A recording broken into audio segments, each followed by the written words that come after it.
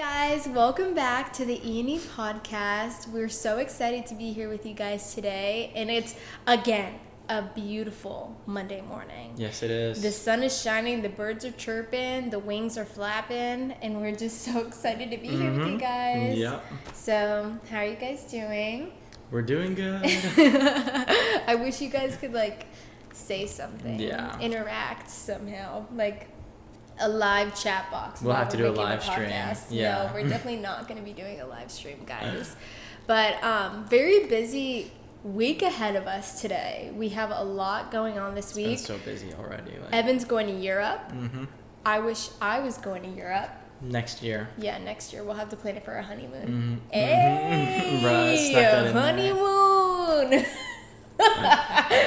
So, tell us about your whole Europe trip. What are you going to be doing in Europe? Yeah, so pray for the best, wish for the best, This was a very last second thing. So I've been planning to go to Europe for the Foosball World Cup. We've talked about in our previous podcast how I play foosball. And I decided to kind of make a trip out of it because the last time I went to the World Cup, we made a little bit of a trip out of it, but it was mostly just sort of show up and play foosball. And he went to Paris last World Cup. No, not. Oh, well, he was in France. Sorry. Yeah, I was in France. But anyway, yeah, so when we went last time, it was it was just kind of we showed up and played with a little bit of exploring, but not too much exploring. So this time around, I was planning on just going for the trip, but then talked to my parents a little bit, and they're like, yeah, you should definitely make the most of it if you're going to go. So I was like, okay, that definitely makes sense, and that's something I want to do. So I'm going out 11 or 12 days early, and then, we're flying out to Switzerland, and then we're going to sort of, very tentative plans. We're just going to sort of travel through Europe, down through France and Italy, and then we're going to fly from Italy to Barcelona, which is already did that. It's a cheap $39 flight. It's so insane to me how getting across the seas, obviously it's really expensive, but it's $800 to $1,000 to go. But then once you're actually in Europe, the flights are so cheap. They're not even that cheap in the US. They're $30. Yeah, it's just the thing is though, I've been doing some research and they kind of nickel and dime you because it's $30 for the flight, but then if I want a carry-on, it's that's $60 or $70. Yeah. So it's not too practical. I'm gonna see if I can. But it's still pretty cheap. It is pretty cheap. Cheaper than what you're.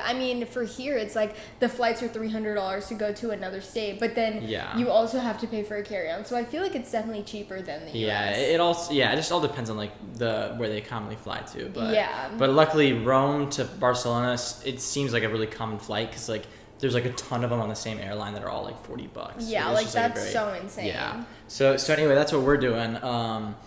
And yeah, very last minute plans. So everything's gonna be pretty expensive and very on the go. Yeah. So I feel that's honestly part of the experience. We're not trying to make this this and this. It's kind of let's just go there and experience. Go with the flow. Yeah, experience Europe.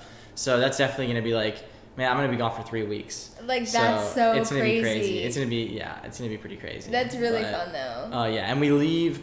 Today's Monday. We leave on Wednesday, so we leave in 2 days. Yeah, so that's actually insane. So I gotta get packing. Yeah, and then I'm going back home because I'm not from Austin. I'm from Maryland, so I'm going back home for the summer. And I'm gonna have sporadic plans here or there. I don't really have anything set in stone, but I definitely have an outline of what my summer is gonna look like.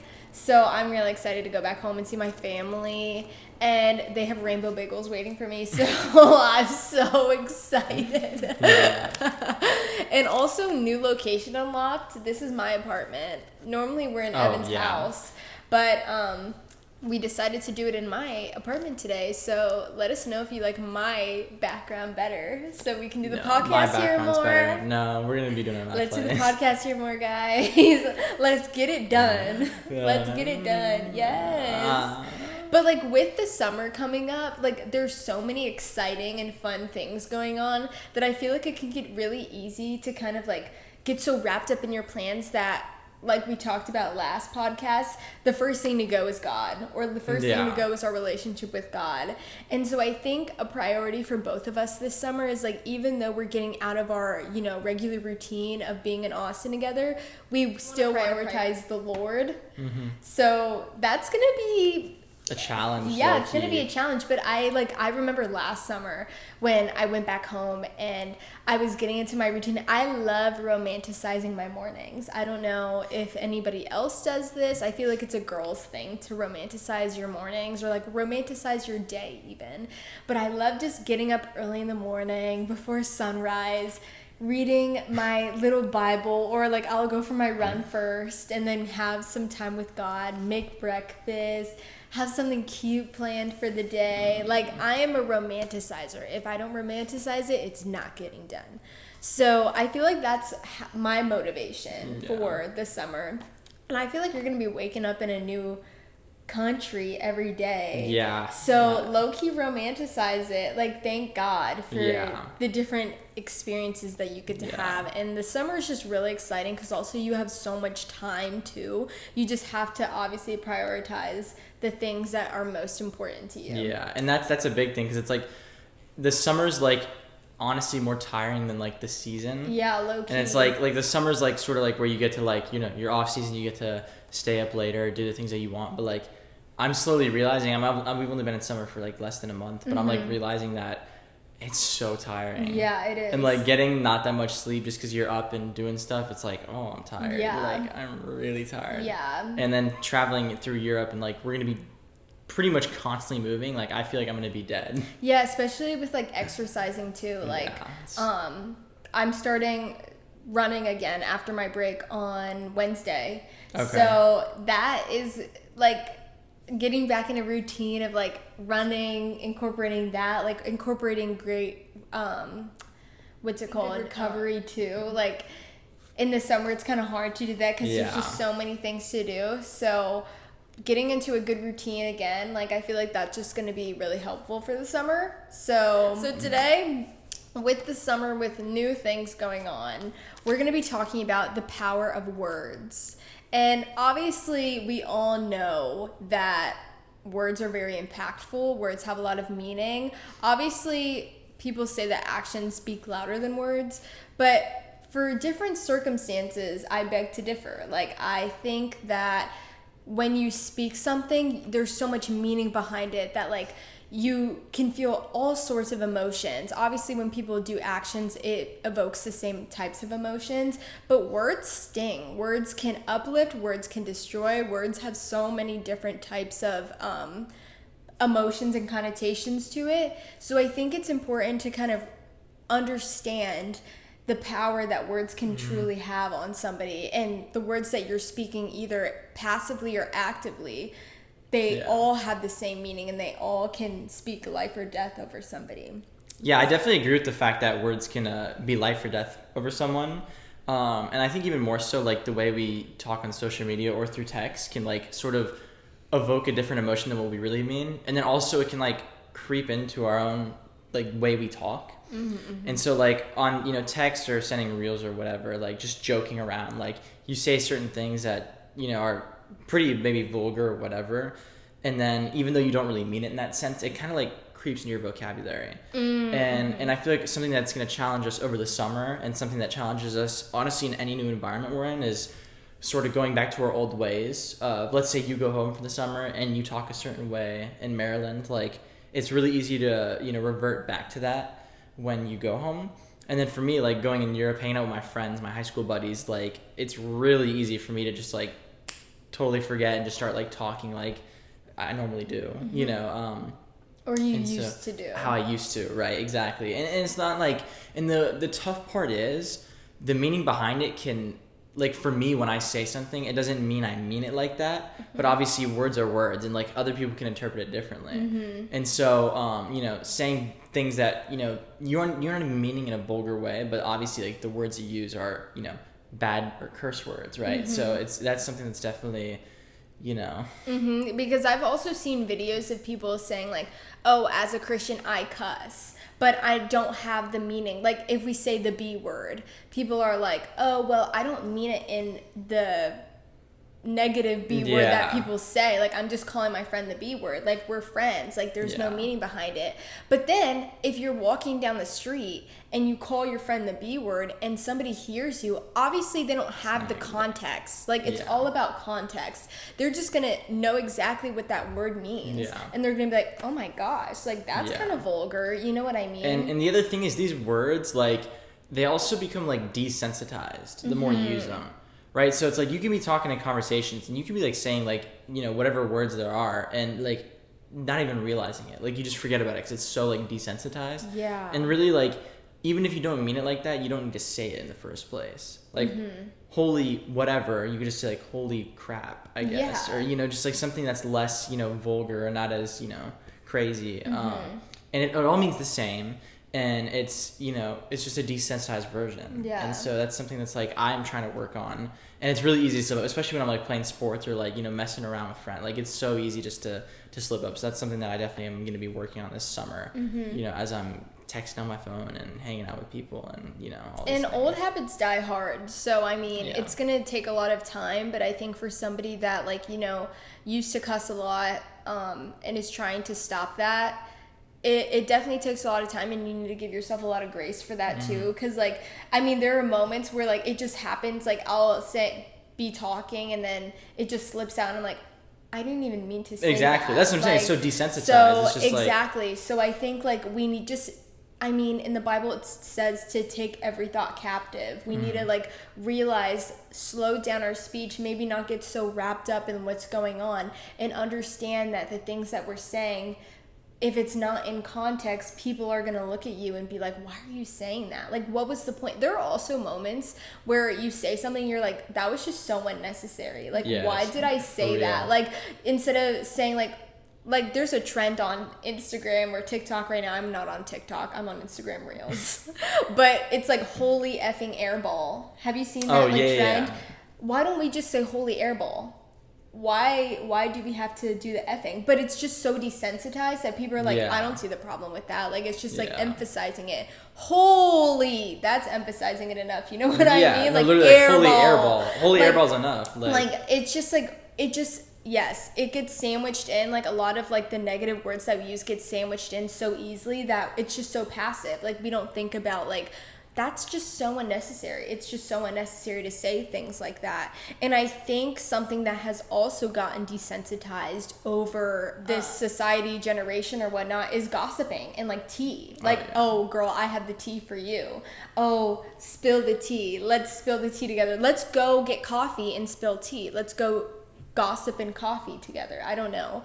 I think that is something that gets extremely desensitized. And a lot of people that I know are like obviously going to talk about something that's happening. Yes, you can talk about something that's happening in your life, but there's a difference between genuinely talking about something and genuinely bringing down somebody. Like judging. I think it's okay to like say something that happened to us, but not bring so much, like just bring the facts to the table. Don't bring like, and she's ugly, so that's why I said this to her. You know, like we don't need we don't need to bring in so many different things going on. And this is something that I'm working on because I'm a very emotional person. Like when something happens to me, the first thing I want to do is tell Evan about it. And talk about it. And I think Evan is obviously my safe space. Like I can tell him whatever I want. But like if we're constantly gossiping with each other, imagine how like threatening our marriage is gonna be. It's just gonna like we're just inviting so many negative things into our like future marriage that it's like I don't want our marriage to be built off the fact that we have all this gossip and all this tea from people. No, I want it to be so that we can work together and fight against that, help other people fight against that.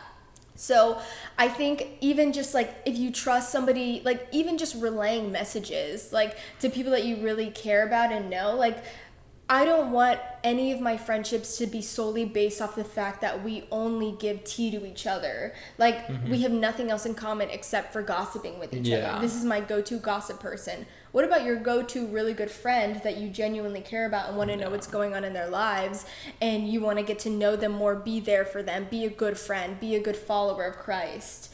So I think it's really easy to get wrapped up in that. And just like again, taking every thought captive. There are some things that like you shouldn't even be telling God. And I think that's really impactful to know. Like, just because you're not gossiping with your friends doesn't mean you need to be gossiping with God.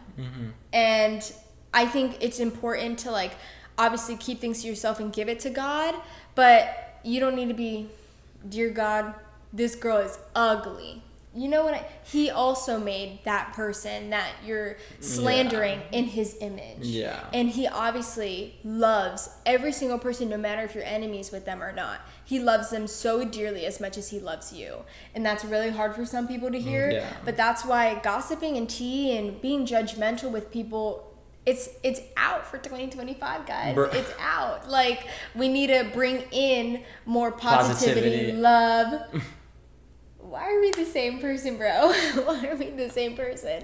But I think, yes, like gossiping, tea, something that we're definitely working on. It's hard. Again, old habits die hard. Yeah. But with the constant work of praying, working together in our relationship, bouncing off of each other, there was literally yesterday, Evan was like, I think we gossip too much. And like, it was kind of like, it happened so quickly. Like, we were just like talking and he said it so quickly that I didn't even have time to be like, yeah. You're like, back to gossip. Yeah, no, we didn't go back to gossip, but we were just like, oh, well, we're just talking. Like, we're just talking about stuff that happened. But there's a difference between talking about something that happened and adding a bunch of unnecessary details to it exactly. that makes it more juicy or makes it more entertaining. But I mean that, like, I definitely don't want our relationship to be built off of gossiping about other people or breaking down other people, because again, they were made in God's image. Another thing about gossiping is like talking death over yourself or anyone else. This is something that's like, you know, obviously desensitized, because like no one really, or not many people really mean this when they say it, but saying like, oh, I'm gonna kill myself, or like, I'll kill you, or whatever. Like, I mean, I say it sometimes, you know, people say it, and it's just like, that's just something that you just shouldn't say, you know, unless, I don't know, even if you mean it, like, that's obviously a whole different deal. But if you don't mean it, you should not be saying it, because it's like, just putting those thoughts, even if they know you're kidding, like, obviously, like, people say that, like, fully knowing it's a joke, but it's just like, the fact that those thoughts are even being brought up is just not good, you know, and it's just so unnecessary when like little things happen and you're, you know, speaking death over yourself or someone else. It's so pointless and it shouldn't happen. Yeah, I mean, suicide isn't a joke. I think obviously we talk about, you know, the importance of mental health a lot, and people that are actively searching for like things that would, you know, remedy their mental health issues. You have no idea what somebody's going through. Yeah. And I think making jokes about, oh, I'm going to hurt myself, or I'm going to do this to somebody because they made me so upset. Nothing like that is a joke. Like, speaking ill over someone or speaking ill over yourself is not a joke. God loves you. God loves these people. I mean, the last thing he wants to see is anything hurtful. And for anybody that's going through anything like that, like, we obviously, you know, have no idea, and we're just speaking very broadly right now, and obviously there are a lot more different things that go into saying something like that, whether it's a joke or not a joke. This is a very heavy topic, and I sympathize and I empathize with a lot of you. I've never personally like thought that me saying, oh, I'm gonna kill myself as a joke was really harmful until I took a step back. And when you take a step back and you reevaluate the power and the weight of what you're saying, it's so hurtful. And like, there are so many people that, you know, have dealt with friends, have dealt with family members, have dealt with themselves going through something like that. And I think, yes, again, it goes back to the desensitizing. That was just such a great word that you brought up. Like, our society desensitizes this type of stuff, and then they wonder why when it actually happens, they're like, what's going on, guys? Because we make these things so readily accessible, these words so readily accessible, that no one takes them seriously anymore. No one understands the severity and the weight of these words, and they're all wondering what's going on. So I think us as a society, us as followers of Christ, should truly understand the weight of our words and take people seriously. If someone is joking, are you okay? And I know it sounds a little bit silly when we think about it, but again, there's so much power and so much weight in these words that we're using. It's not all jokes here and there. Yeah. I'm going to read Proverbs 18:21. Death and life are in the power of the tongue, and those who love it will eat its fruits. So again, Proverbs is a really great book for anybody that needs powerful wisdom and applicable wisdom in their life. I've read through Proverbs. It's so funny because in my Bible, I literally starred this. Like, it's starred because of how it's so impactful, and it's a very great verse to go back to and understand the true depth of words. Death and life are in the tongue. You can speak death into somebody, degrading them, judging them, gossiping about them, or you can speak life into somebody, being helpful, being a positive outlet, speaking Christ into people, letting people know about Christ in the first place. The power of words is just so impactful, and I think it's really important for us to go back to Proverbs 18:21 and truly understand that. Now I'm reading Ephesians 4:29. Let no corrupting talk come out of your mouths, but only such as is good for building up, as fits the occasion, that it may give grace to those who hear. So Christians are to avoid corrupting talk. They must speak in ways that are good for building up and giving grace. That is, what they say should benefit others rather than corrupting them. And, obviously this is for pretty obvious reasons. I feel like spreading the gospel and just like spreading good words as a Christian will obviously help others feel that way. And it'll also help others to Christianity. Because a lot of people sort of stray away from the religion due to certain people or certain things that happen to them. And when you think about Christianity, like, that is not the point of it. You're not following your religion because of the people. You're following it because of God, right? And so I think obviously the good words we tell people are definitely, impactful to their lives and their religion, and their relationship with God. So yeah, this is such a great segue because I wrote down how spreading the gospel with our words and how we say them or how we portray them can directly impact if someone chooses to believe in Christ. Yeah. And I think it's really important because, like, a lot of people have questions for me, like, when they ask me certain things, like, should I get baptized? And how I answer that question is so impactful for them because if I say, yes, you have to get baptized to know Christ, you have to do this, this, and this, or if I just completely ignore their question and I'm just like, follow God, it's not going to give them any clarity as to our loving God that we have. Meet them where they're at. When people are, not developed in their relationship with the Lord, or they don't know where to go with their relationship with the Lord, you have to meet them with grace, and you, like it says, you have to meet them with compassion and grace and mercy, and understand that these people are childlike in their faith, which is what Jesus loves the most. He loves people that are childlike in their faith, always willing to learn more, always willing to ask questions, always willing to do things, because they don't really care. They just want to do something. That's how children are. Like, they're very like, oh, I'm just going to do this because I love it and I want to get into it. That's literally what Jesus calls us to be. And so how I answer their question, oh, should I get baptized? Again, it could stray them away from Jesus because maybe they look at it as like chores. Like, oh, I have to do this to get into the kingdom of heaven. Oh, I have to do this to know the Lord. You don't have to do anything. Jesus just says, take up your crosses and follow him. That's all we're called to do. We're called to love each other, as Paul says in the Corinthians many, many times. This is literally the main message of the Corinthians, to love each other as Christ loved the church. Like, he submitted to the church. He loved the church. He did everything for the church. And that's how we're supposed to treat people. And I think the way that we talk to people about Christ, about ourselves even. If Christ loves us, who are we to speak ill about ourselves? Yeah. You know what I mean? I watched this video and it was about somebody debating with an atheist, a Christian man debating with an atheist, and the guy asked, if someone commits suicide, are they still going to heaven? And the Christian was just so eager on beating this guy and winning the debate that he was like, that's not even dealing with what we're talking about right now. Like, stop. And then another person asked him, he was like, hey, like, do you even know why that person asked that question? And he was like, no, I didn't ask. And he was like, because his wife committed suicide and he wants to know if she'll still get into heaven. And the guy felt awful. He was like, I didn't even get to ask why he was asking me that question because I was just so like engulfed with my own ego and pride that I didn't even meet him where he was at.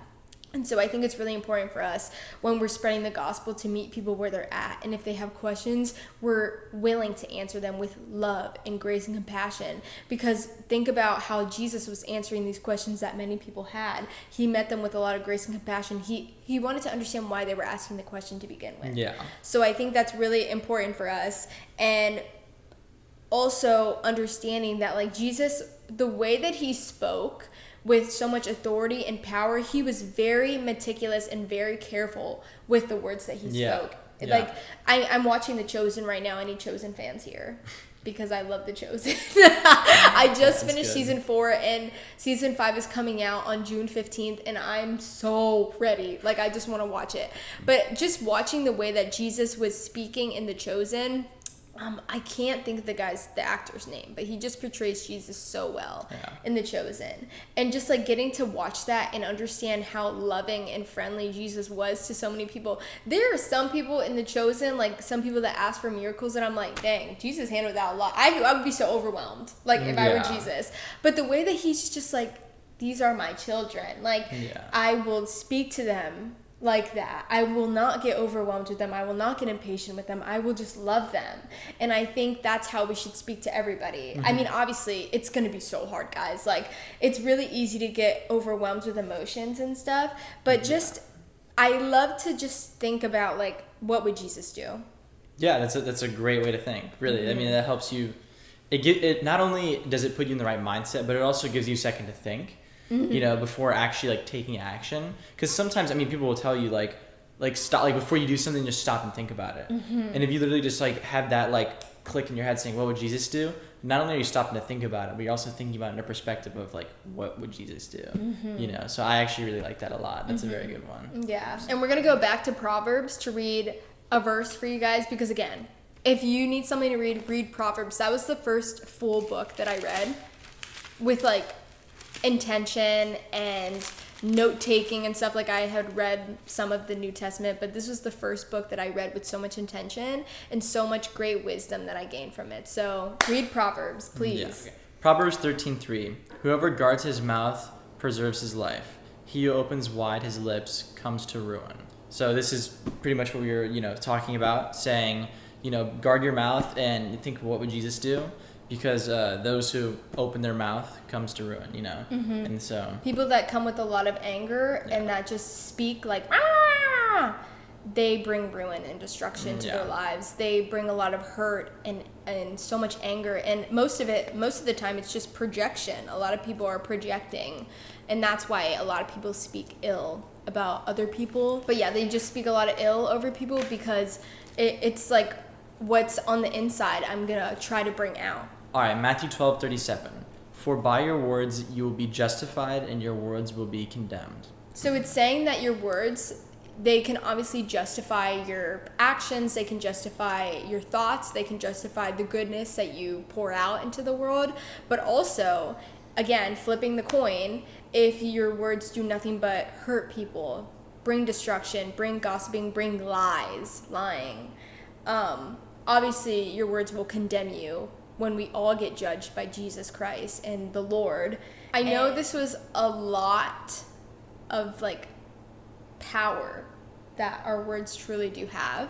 And for anybody that's feeling convicted right now, I definitely am. Me too. I just pray for you guys. I pray that this conviction turns into revelation and your revelation turns into goodness. It turns into righteousness and change, because obviously we're not here to just, say our lives are great. It's great being a D1 student athlete. We're here to convict you. We're here to convict ourselves. And everything that we're speaking to you guys, we also are doing or want to change in our lives. We're not sitting here preaching at you, reading from a couple of verses and saying, yeah, you need to do this. We come up with these ideas from what we're kind of going through and like what we experienced. And that's why pretty much to wrap up this entire podcast is the fact that summer's here. You know, a lot of us are going home or just like getting put in new environments, whether it's traveling or whatever. And, you know, as you said right in the beginning of this podcast, is like God can be the first to go out the window. And that's obviously not the goal. That's not what we want. So if this podcast does anything for you, it's to keep the word of God with you and keep your actions as like in what Jesus would do. So that's my goal for this summer, as well as getting to experience new things. It's keeping God with me first. And I'm sure that's your goal too. God first. Exactly. God first.